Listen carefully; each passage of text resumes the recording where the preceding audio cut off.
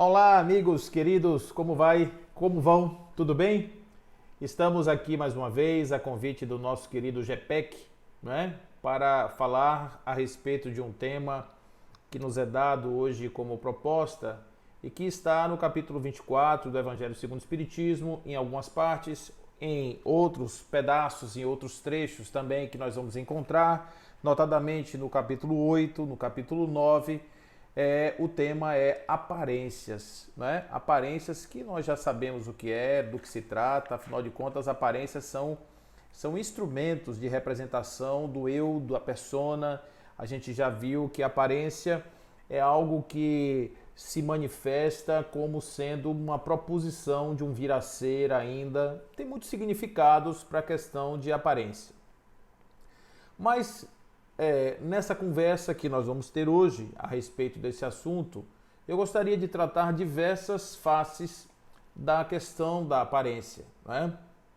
Em tempos de pandemia, estamos todos escondidos nas nossas respectivas casas, nos nossos bunkers, né, de isolamento e, eventualmente, temos que pensar bastante sobre as nossas aparências. Afinal de contas, eu de vez em quando encontro uns amigos assim, cabeludos, né, eles estão assim meio desleixados, né, mas é porque eles não estão tendo acesso à questão dos barbeadores. Aí você vai olhar para o meu cabelo e vai dizer assim, mas Paulo, você está furando os bloqueios? Não, é porque a gente dá um jeito em casa mesmo, né, com a questão do cabelo.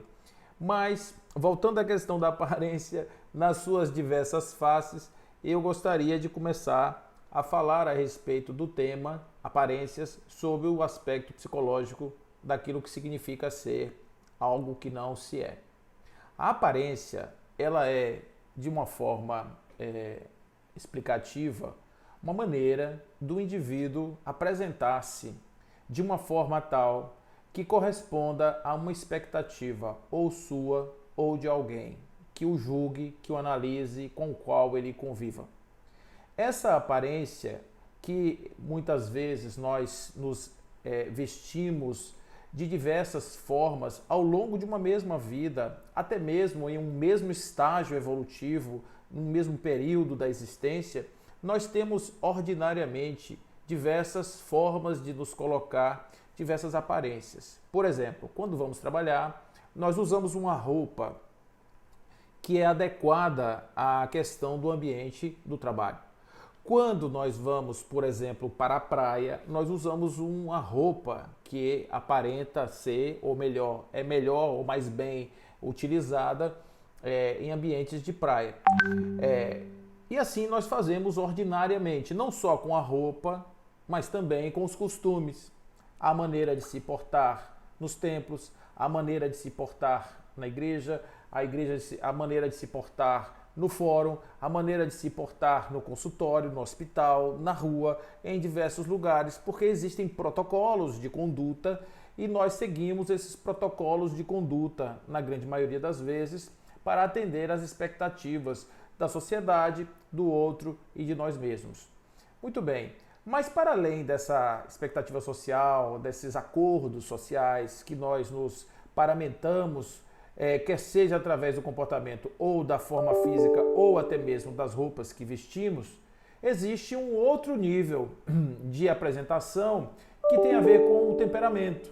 Então, há que se pensar que nós estamos nesse jogo de relações e nesse jogo de relações a gente precisa, muitas vezes, apresentar uma forma de ser que ainda não é aquela que nós já logramos o êxito de atingir. Porque, desculpe, gente, da mesma maneira que esta roupa que me veste, ela é adequada ao ambiente, assim também o temperamento. E isso acontece muitas vezes quando nós estamos no início de uma relação. Pensem dois namorados.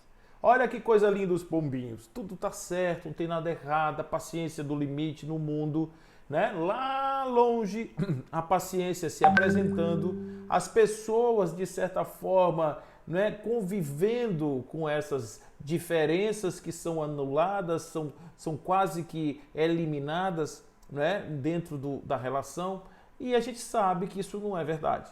Aquilo é apenas o jogo, né? O jogo, a dança do acasalamento. Aquilo é o momento do encontro inicial, a partir do qual as pessoas vão começar a se relacionar dentro de um determinado tempo. Aquilo vai perdendo um pouco a sua força, aquilo vai perdendo um pouco a sua força de esconder-se e vai começar a apresentar-se na sua mais verdadeira verdade, que é a pessoa começa a dizer que não gosta muito, a pessoa não concorda muito, a pessoa não aceita exatamente da forma como foi colocado, e isso vai se acumulando no tempo, até o momento em que aqueles seres que se apresentaram dessa forma se desnudam e tornam-se os verdadeiros seres, e que são incompatíveis na grande maioria das vezes, porque a aparência tem isso. A aparência, ela é sempre uma forma de enganação.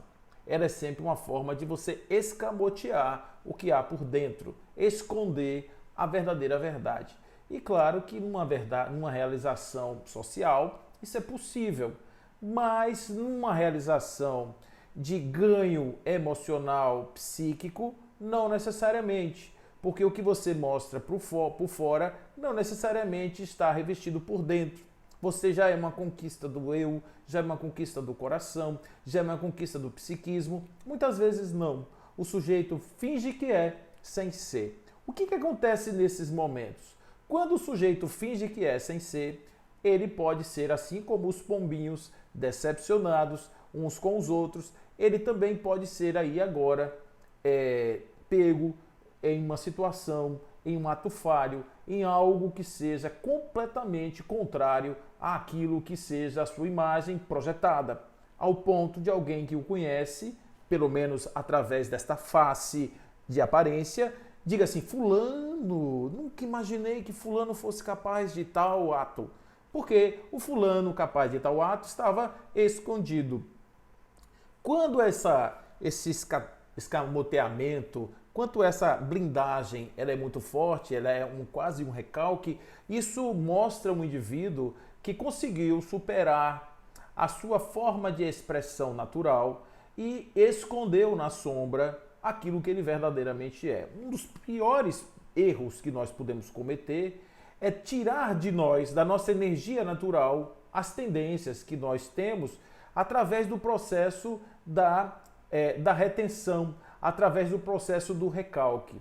Porque quando fazemos isso, em verdade nós não nos melhoramos, apenas escondemos de nós mesmos aquilo que nós ainda somos e perdemos a oportunidade de tomar contato com isso para que nós nos melhoremos de fato, verdadeiramente.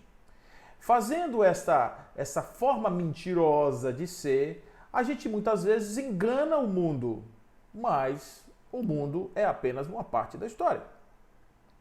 As primeiras percepções reais que nós precisamos ter é aquela que está no domínio do próprio eu, o eu consigo mesmo. Nós mentimos para nós. Qual é o preço de mentir para si mesmo? Como se diz, é sempre a maior mentira. Mentir para si mesmo é algo muito complicado. Imagina, você pode até enganar uma pessoa, mas a si mesmo você pode tentar. Mas uma hora, esse conteúdo que está preso na sombra ressoma, volta, aparece, e aí o efeito surpresa é imediato, principalmente daqueles com os quais a pessoa convive. Tem pessoas que levam anos fingindo ser o que não são, escondendo a sua face de si mesmo e dos outros, e um belo dia descobrem que sua vida está completamente equivocada e que verdadeiramente agora ele gostaria de chutar o balde e seguir a vida por um outro caminho completamente diferente, porque aquele não serve mais, aquele não diz mais nada, aquele não está mais condizente com as suas expectativas. Isso realmente é o que acontece quando nós mentimos para nós mesmos. A outra possibilidade também de mentir, que é uma consequência, é quando a gente mente para o outro. Isso é chamado de hipocrisia, muitas vezes. E a hipocrisia aqui na Terra é muito comum nós fazermos isso. Olá, amigo, amiga, como vai? Fulana, Mica, como vai, Mica? como se vê por aí. Muitas vezes com um certo grau até de ironia na forma de se falar. É tão forte, é tão intenso que as pessoas até percebem, quem está de longe percebe na forma exacerbada como aquilo é colocado, que há ali um componente de sarcasmo até, às vezes, na própria colocação. Então, as pessoas que são hipócritas nesse sentido, que fingem, que mentem, que apresentam sentimentos, emoções em relação ao outro, muitas vezes elas querem ganhar benefícios imediatos, mas que a gente sabe que não tem consistência. Há um risco muito grande para, por exemplo, pessoas famosas, pessoas que são muito ricas, pessoas que têm muito prestígio, são pessoas que são muito atratoras, não é, de outras pessoas que tenham esse viés de buscá-las apenas para usufruir dessas benesses temporárias que essas pessoas possuem, ou possivelmente até oferecem. São divertidas, têm lugares legais, festas muito boas, apresentam amigos interessantes, e por conta disso a gente tem aí um cenário que nós precisamos considerar. Esse cenário é um cenário de temporariedade e de risco, porque a hipocrisia, nesse caso, ela pode ser muito prejudicial às pessoas que aí estão, às pessoas que estão nesse cenário, né? Nessa condição. A gente, quando vê isso, quando analisa a questão sobre esse lado, a gente vê os riscos potenciais da riqueza. A riqueza, o problema da riqueza é exatamente você conviver num ambiente desse, onde as pessoas podem passar por determinados perrengues, como, por exemplo, serem surpreendidos por decepções muito grandes, principalmente quando o revés bate a sua porta e ele descobre que não tem ninguém. Então, quando a gente vive no mundo da hipocrisia, a gente vive numa espécie de um terreno lamacento, né? Espécie de um pântano que dá segurança zero para as nossas relações. Há pessoas, inclusive, que temem até serem amadas, porque de repente elas começam a pensar, pô, será que essa pessoa está me amando porque é pelo que eu tenho, ou ela está me amando porque realmente eu sou uma pessoa interessante, que vale a pena, a pessoa, né? Então, observe, há aí uma falta de sintonia entre a expressão do ser e o seu conteúdo nas duas situações. Existe uma outra questão aí para a gente considerar, que é a questão espiritual, né? Nessa questão espiritual, há aí um ponto muito importante que nós precisamos considerar. No plano espiritual não existe hipocrisia. No plano espiritual não existe hipocrisia, por quê? Bom, primeiro porque lá a roupa é plasmada pela consciência. Então, se o indivíduo tiver uma consciência obliterada, fatalmente ele vai usar os andrajos dos seus pensamentos e dos seus sentimentos. Vai colocar-se no lugar que é típico das atrações mentais às quais ele está vinculado. E com esse motivo, ou por dessa forma, esse indivíduo, ele não conseguirá mentir para outro que o observe, que olhe para ele, porque quando vê-lo ali, naquele lugar, com os andrajos, vestido, submetido a um ambiente onde ele está inserido, dá-se logo conta de que se trata de alguém com tormentos de grande ordem, né? De uma ordem elevada. Não se dá para, mesmo que a pessoa ostente aquele olhar altivo, aquele peito estufado, mesmo que a pessoa até se comporte assim, mas o conjunto da obra dá a ele os atributos reais da sua existência e, consequentemente, a visão de que aquela pessoa não é essas Coca-Cola toda que ele pensa que é. Essa ilusão, inclusive, a nível de plano espiritual, ou no nível do plano espiritual, leva o indivíduo, muitas vezes, a retardar o passo da libertação. É o que, a miúde, nós estamos vendo aí nas histórias dos livros, nos contos espirituais, nos relatos espirituais, de pessoas absolutamente iludidas e que têm esse problema especificamente aí com a questão de tentar enganar algo que é plasmado pela mente. Então não tem hipocrisia. Nesse ponto, aqui na Terra até temos uma certa vantagem. Porque o indivíduo que vivesse aqui na Terra ao sabor do seu próprio movimento interior puro, ele talvez não fosse aceito em lugar nenhum, porque ele está em um estágio tão degradante que ele, quando mostrasse isso, o mundo o rechaçaria imediatamente. Então é importante, às vezes, que o indivíduo tenha esse recurso da inserção para que ele possa, através dos exemplos, dos modelos, através de uma relação que surja, ele começar a se movimentar justamente não pela aparência, mas pela necessidade ou vontade de perseguir aquilo que já é a sua vontade de expressão, a sua forma de expressão. Então, quando o indivíduo está fazendo esse movimento de criar uma persona, uma capa, uma forma de apresentação para estar no mundo sendo aceito daquele jeito internamente, o hiato que existe entre o ser real e o ser projetado dá a ele motivação para que ele persiga o eu projetado como o eu real. É uma forma de se pensar bem interessante, porque não se pode dizer que é de todo mal. Não se pode dizer que o fato de alguém estar ali mostrando que já conseguiu atingir um determinado grau de estabilidade seja ruim. Nesse caso, é interessante se você percebe que existe ainda um esforço e uma necessidade, uma dificuldade muito grande do indivíduo em atingir aquele patamar, que você o incentive até a perseguir nesse ideal, porque ele vai persistir, persistir, persistir, e dia virá em que ele irá se transformar, quem sabe, naquilo que ele projetou para si mesmo. É uma ideia, é um modelo, é uma forma de você desenhar, projetar, ir além, não é? Estabelecer esse patamar aí para si. Então observe que nem tudo é ruim. A gente tem que analisar as coisas do ponto de vista da vantagem, da utilidade, do ponto de vista da sua inutilidade.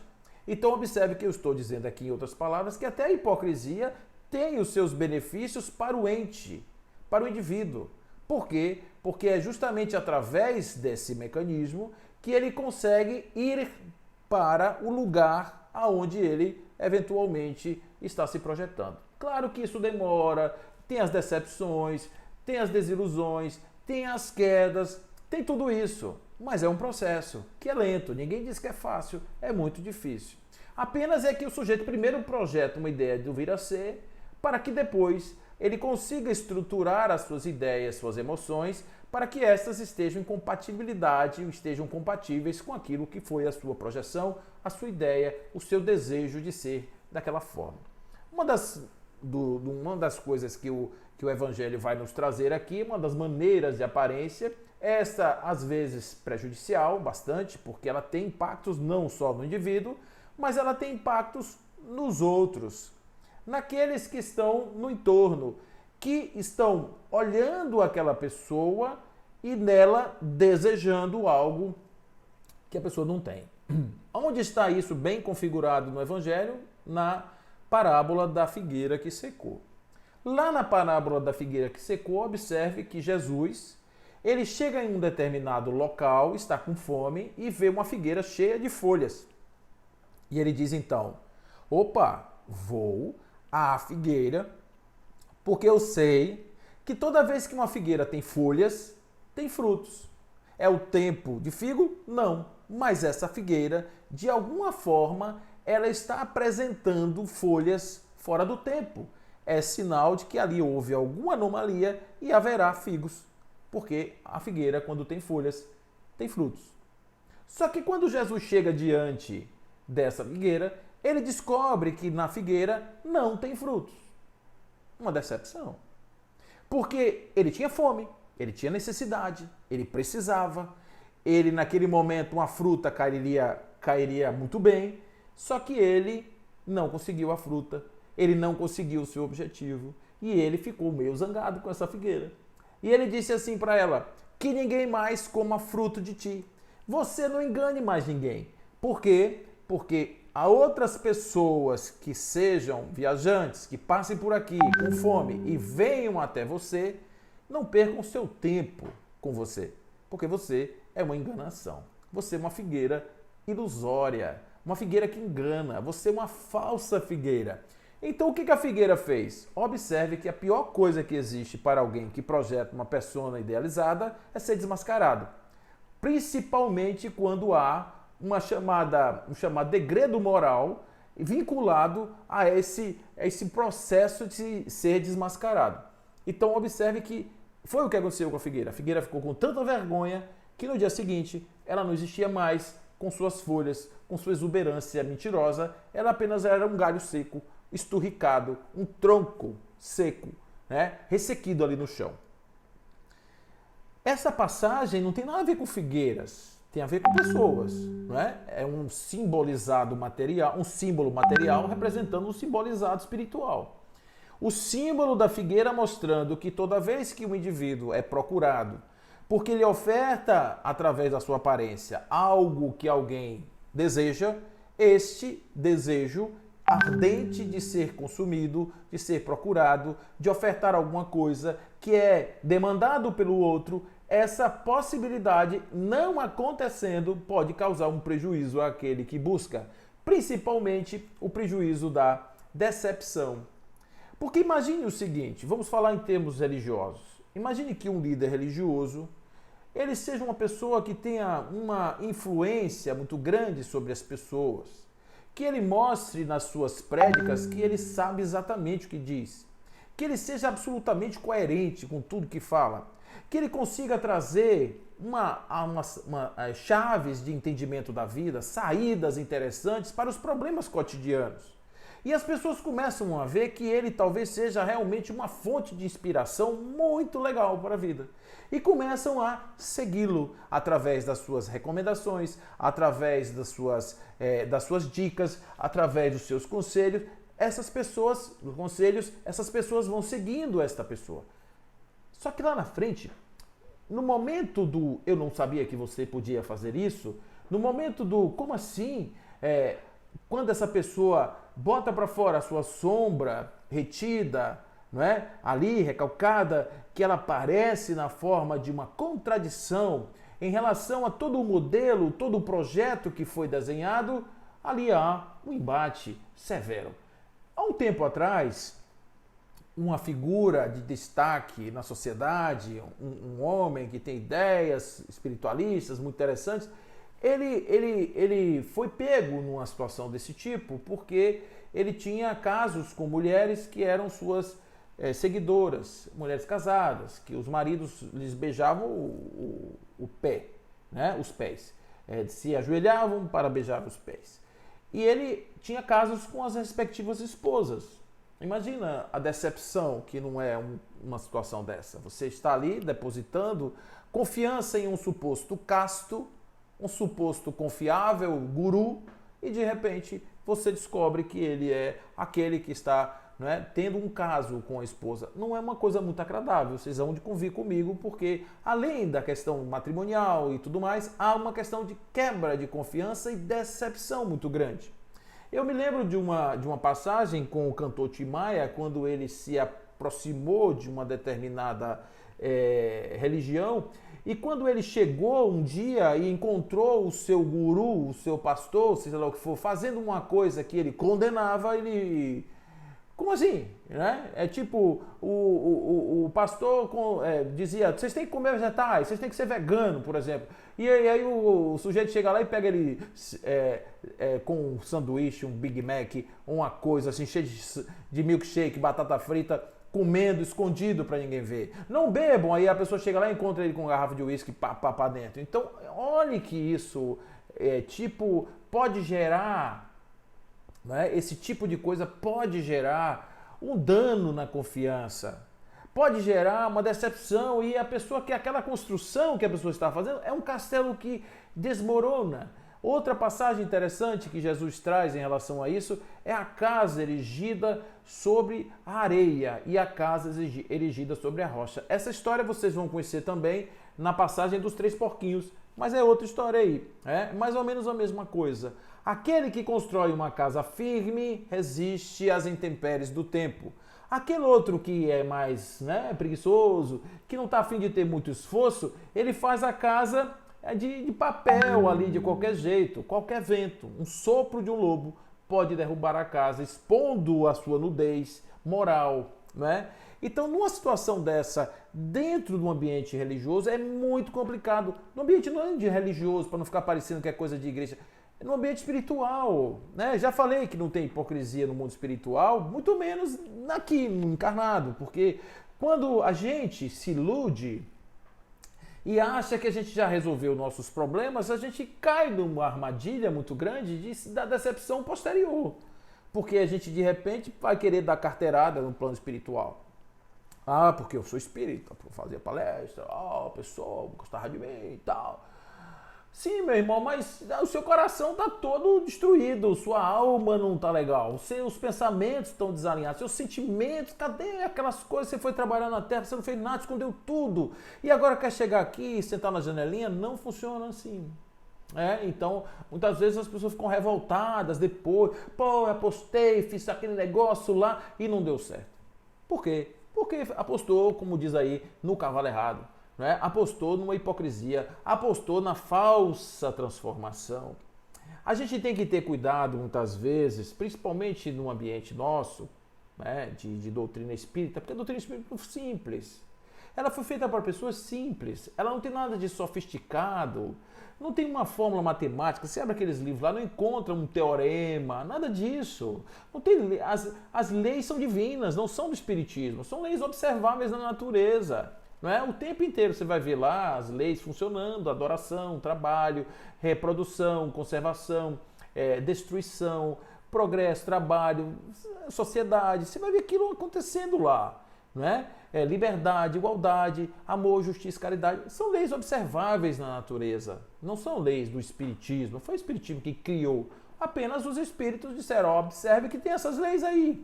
Dentre outras tantas que não foram citadas explicitamente, mas que estão no conjunto da obra. Então, observe que essas leis simples, esse processo simples, dá a gente, às vezes, uma falsa ideia de que nós já resolvemos nosso problema. Eu entendo a morte perfeitamente. Eu entendo a morte perfeitamente. A morte não me atinge. Os problemas estão aí no mundo. E quando vem o primeiro vento, o sopro do lobo, não precisa nem ser um lobo mau, bote qualquer lobo, aí a casa desmancha. A pessoa fica sem eira nem beira, a pessoa fica completamente desorientada e ainda bota a culpa nos espíritos, dizendo, vocês me enganaram, porque eu achei que vocês iam me proteger, eu estou cheio de espírito de luz, o espírito de luz deixa eu andar pelas trevas. Como assim? Não tem nada a ver uma coisa com a outra, apenas eu não estou entendendo o processo. Existe aí dentro dessa questão um ponto a ser trabalhado, considerado por todos nós, que é a diferença entre um processo heterônomo e um processo que seja autônomo. Né? Há uma diferença. A heteronomia é o que nos ensinaram a fazer, do ponto de vista religioso, espiritual. Achar que nós vamos estar sempre, independente do que eu faça, do que eu pense, do que eu sinta, atendido por aqueles entes que estão congregando comigo ideias, pelo menos verbais, lances verbais de ideias boas a respeito do espírito. Não é isso que o espiritismo traz. Na sua simplicidade, ele vem nos falar da autonomia. Ou seja, não são as entidades exteriores que vão nos ajudar. Nós é que vamos fazer o nosso processo e contar com a ajuda deles com um processo de sintonia.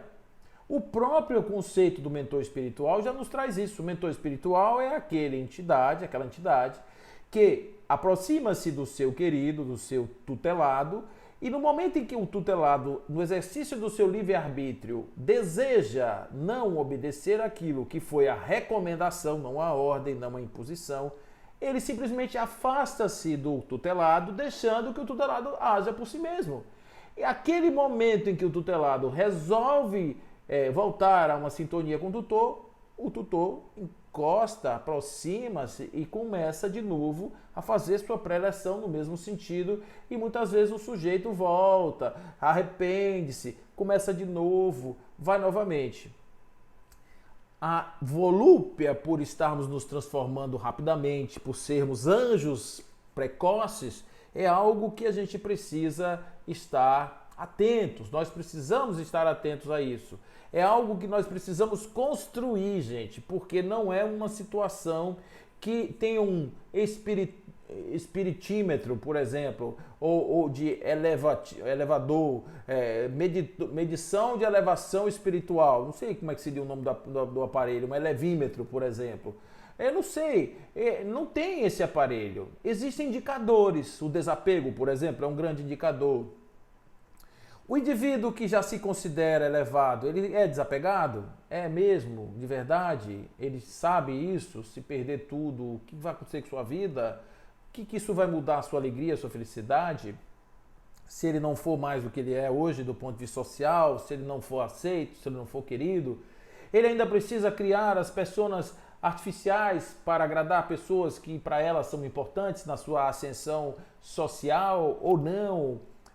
Aí nós poderíamos traduzir isso na passagem do Evangelho do eu venci o mundo. Nós já conseguimos vencer o que do mundo? Que grau do mundo nós já conseguimos vencer? Enquanto a gente não consegue vencer o mundo, enquanto a gente não consegue ultrapassar as coisas do mundo, enquanto a gente não consegue e a gente ainda é sacudido, balançado o tempo inteiro, né? A gente realmente não pode se arvorar na condição de já sermos elevados. Isso é um desestímulo? Ao contrário, é apenas para dizer, parafraseando um mestre da oriental, que é Krishnamurti, que ele dizia assim: toda vez que você achar que você já atingiu um determinado passo, você estagnou. Porque o indivíduo que é um buscador, que é um elevado, que quer se elevar, ele nunca está pronto. Ele nunca, porque sempre há um algo mais para onde ir. Esse limite do ser, essa plenipotência do ser consciente, é algo que a gente não tem ideia. E principalmente quando a gente pauta a elevação com base nesses valores aqui da transitoriedade. É algo muito arriscado, demais até, né? Mas a gente faz isso ordinariamente. Pessoas que já, né, que têm aí um grau de mediunidade, pessoas que fazem palestras muito bem, pessoas que são donos, né, que tem isso também, donos de casas espíritas, de dirigentes espíritas, donos de religião, de igrejas, aqueles que são os grandes pastores, os grandes arregimentadores de fiéis. Esses todos, muitas vezes, eles são enganados. Eles acham que eles já conseguiram o ápice da elevação, mas são apenas pequenos serviçais do trabalho braçal da espiritualidade, que não tem nada a ver com a elevação plena. Nada a ver. Apenas iludidos, apenas ilusórios seres que estão em busca dos apupos, dos aplausos. Jesus dá um recado claro para isso. Quando você orar, não faça como os hipócritas que vão aí pelas ruas largas, nas praças, nas sinagogas, que andam com suas vestes de bás largas, enfeitadas. Não. Quando você quiser orar, você vai para o seu quarto interior, fecha a porta do seu quarto interior, não é? E em secreto, você faz tudo em secreto. Quando você fizer jejum, você não faz jejum assim para ficar com aquela cara seca de doente. Não, faça de uma forma que ninguém perceba. Não diga para ninguém que você está fazendo jejum, porque quando você enaltece, não é? Enaltece aos olhos de Deus essa volúpia de querer dizer que fez as coisas, né? Essa falta de humildade reduz a graça, reduz o benefício da graça. O indivíduo que quer propalar para todos os cantos, eu distribuo não sei quantas cestas e tal, etc. O que ele está ganhando? Ele está ganhando um tapinha aqui no ombro, dizendo assim: parabéns, você é uma pessoa tão boa, nossa, como você é uma pessoa maravilhosa. Tá, isso significa o quê? Aquela persona, aquele ego está ali sendo agraciado. Quando a gente de repente vai fazer um bem a alguém, que a gente fica sentindo, nossa, eu sou o ápice das estrelas, não há ninguém no mundo que se sinta tão bem de ter feito, olha bem, tirei minha camisa e dei para o pobre que estava na rua, coitadinho, estava com frio, tirei minha camisa e dei para ele. Tudo isso, gente, continua fazendo, não tem problema nenhum, é bom, como eu falei, a gente tem que começar assim, né? Mas na hora que eu começo a fazer uma análise do indivíduo que é pequenininho, do eu que sou poderoso, bom, generoso, aquilo é ego puro, puro, puro, puro. Não tem nada, nada, nada, absolutamente nada de um ser que está num grau já alto de evolução, a não ser um ser que quer ser. Um ser que está a caminho de ser, tá certo? Então, o fato em si não diz nada, é uma aparência, uma aparência. Então, quando a gente vê um bolo, por exemplo, numa fotografia, a gente fica às vezes salivando, né? Você vê um sanduíche, você fica salivando quando você vê aquele sanduíche, aquelas cores e tal. Aí você vai e pede, quando vem aquele negócio todo murcho, sem nada, sem alegria, sem cor, sem gosto, um pedaço de plástico. É uma decepção, gente, toda vez é isso, né? Então, Hamed vai nos trazer aqui num tema chamado aparências, né? Ele vai falar aqui a respeito disso, lá com o nosso querido Kiko, né? Francisco do Espírito Santo Neto. Ele vai trazer aqui essa ideia de que isso que nós estamos comentando a respeito dessa superioridade artificial, ele diz assim: não nos façamos de superiores, aparentando comportamentos de perfeição apressada.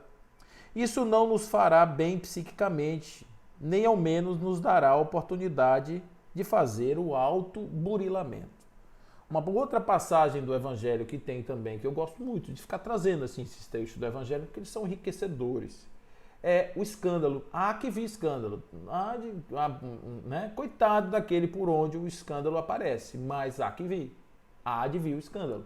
Sempre uma necessidade de expressão dos problemas, das questões individuais. O ego, ele não consegue se auto-enxergar. É como Agostinho vai dizer. Ele não entende o tempo porque ele está inserido no tempo. O ego não consegue entender a si mesmo porque ele está inserido na sua própria referência. Ele é a sua referência. Tudo dele faz sentido, sendo do jeito que é. Ele não tem aquele olhar de autocrítica que fica em cima, a não ser quando ele é diminuído, que ele começa a trazer um aspecto patológico de crítica que não é realidade, é apenas degradação de uma estrutura de psique, de um ser, de uma individualidade que não se gosta, que não se aceita. Então ele se destrói, porque é esse mecanismo que ele está buscando como forma de punir-se, por não atingir os graus ainda que ele gostaria de atingir. Isso é patológico, isso é patológico.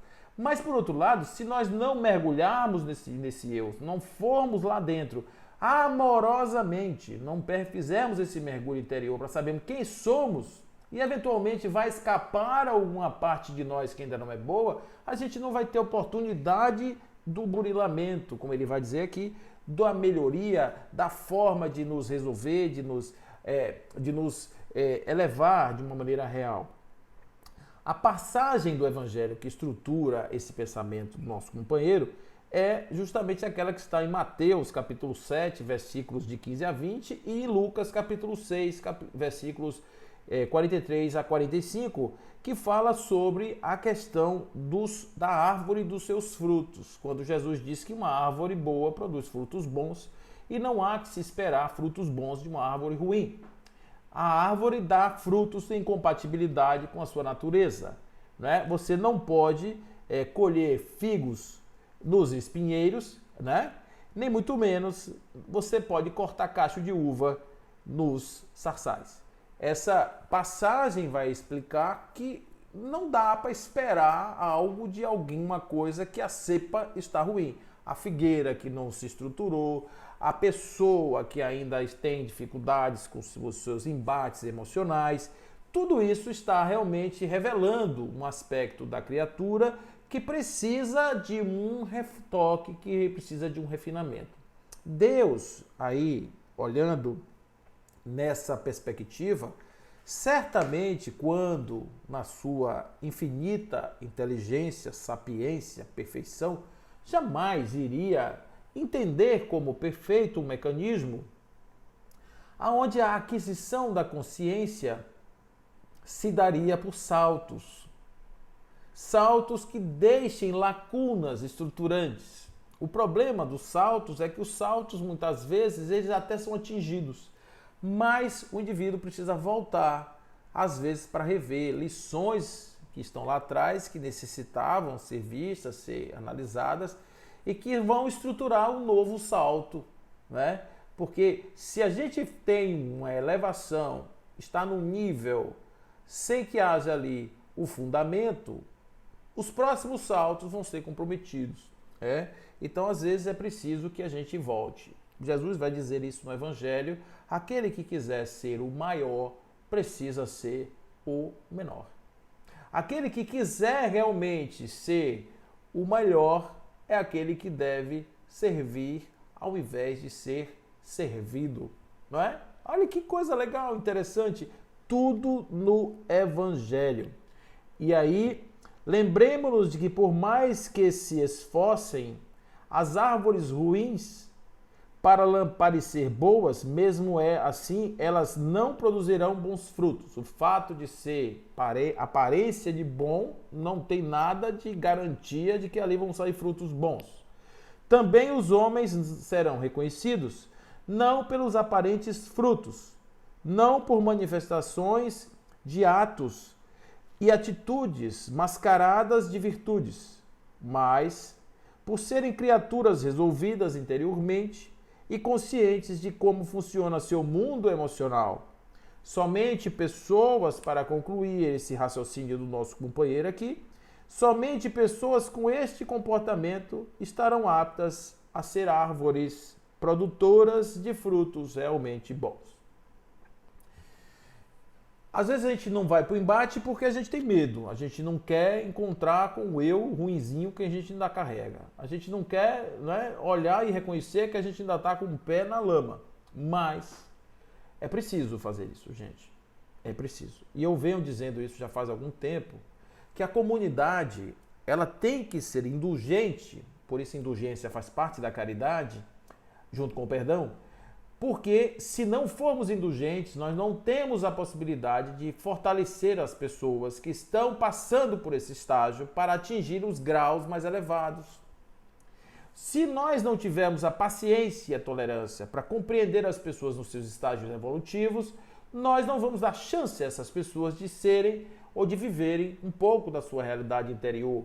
Vamos exigir na normose apenas a aparência como forma de essência. E aparência e essência são duas coisas que não necessariamente estão vinculadas, principalmente entre os elementos racionais. O racional pode fazer uma cisão entre o que é essência e o que é aparência, conforme nós já falamos aqui bastante, e essa disjunção pode levar a fenômenos da hipocrisia e do atraso no desenvolvimento. Porém, os mais inteligentes, os mais orientados, mais bem orientados, aqueles que estão realmente iniciados nessas culturas e nessas civilizações e nesses pensamentos, essas pessoas podem se dar ao luxo de permitir-se ir ao encontro do eu, revelar-se em comunidades maduras que aceitem o período evolutivo do sujeito e o reconheçam no seu estágio atual. Porque se nós não tivermos essa facilidade do intercâmbio, das nossas ajudas mútuas, nós podemos então ser apenas um bando de falsos profetas, de falsos anjos, de anjos de pés de barro, que serão derrubados ao primeiro toque da adversidade. Quando somos mais honestos e somos mais generosos e somos mais fraternos, nós podemos fazer isso dentro de um centro espírita, dentro da nossa casa, com a nossa família, com os entes que nós estão mais próximos de nós. Podemos fazer isso de uma maneira muito generosa e profícua, porque todos aqueles que tiverem apoio para o seu desenvolvimento real o farão com muito mais alegria do que aqueles que têm que viver sob os escombros, viver embaixo, ali se esgueirando nas sombras para poder simplesmente existir no mundo de normais.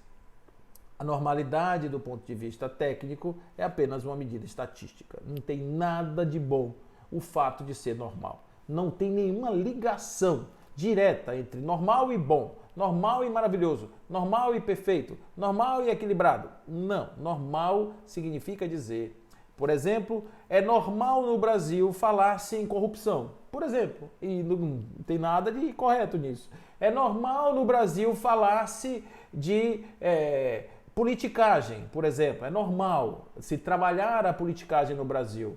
Então, são conceitos de uma sociedade que acha normal os pequenos delitos, as pequenas delinquências, acha que isso só serve, só é ruim quando é praticado pelo outro. Cultura de normalidade adulterada.